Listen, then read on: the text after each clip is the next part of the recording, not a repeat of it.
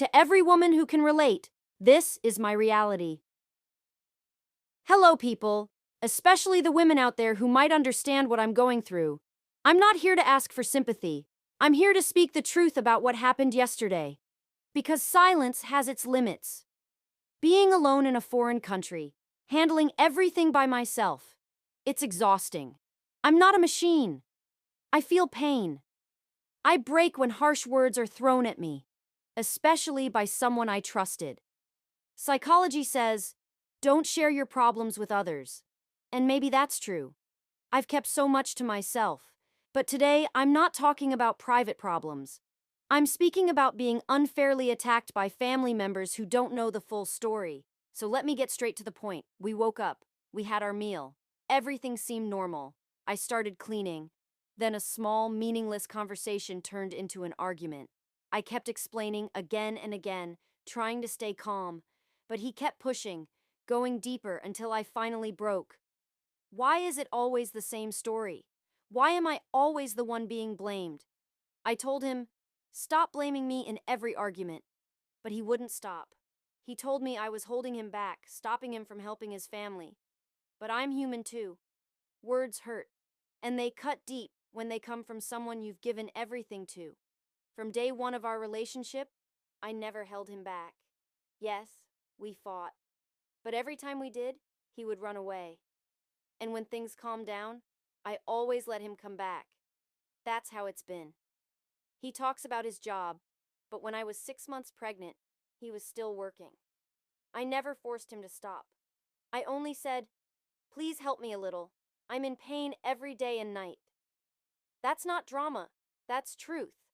My back hurt constantly. I couldn't move without feeling pressure like the baby would come out. That's exactly what was happening. Still, I stood strong.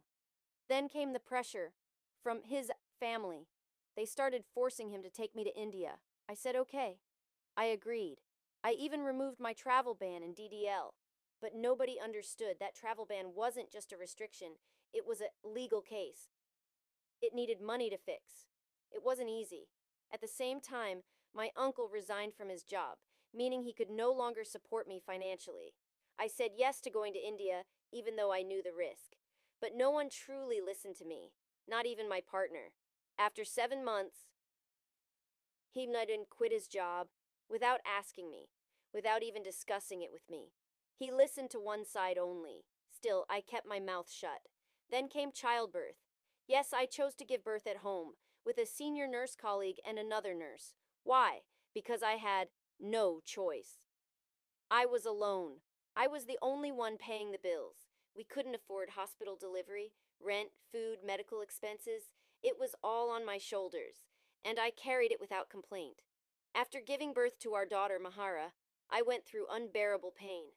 But not once did I speak badly about him, because I understood he was struggling too. I kept protecting him.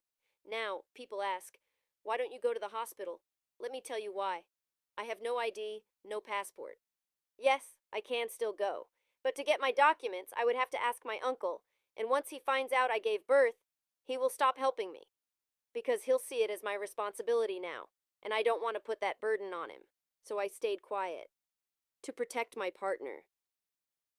I didn't want my family to come down and start a war with him. I didn't want anyone to look down on him. I always kept him safe, no matter how much I was hurting. Till now, no job. How many applications? How many rejections? I stayed silent, patient. Even a part-time job would have helped as long as it was safe. But instead, he chose to go out, to party, while I stayed home with our baby. And now, I'm the one getting blamed? The worst is when a fight reaches his family and they attack me. Don't call me bad. If I were truly bad, I could have put him in jail. But I didn't, because I protect him as long as I can. I don't want anyone to depend on me.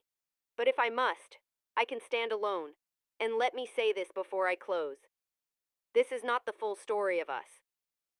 What I've shared here is only a part, a third, maybe, of our reality. It's the part that shows what happens when we fight.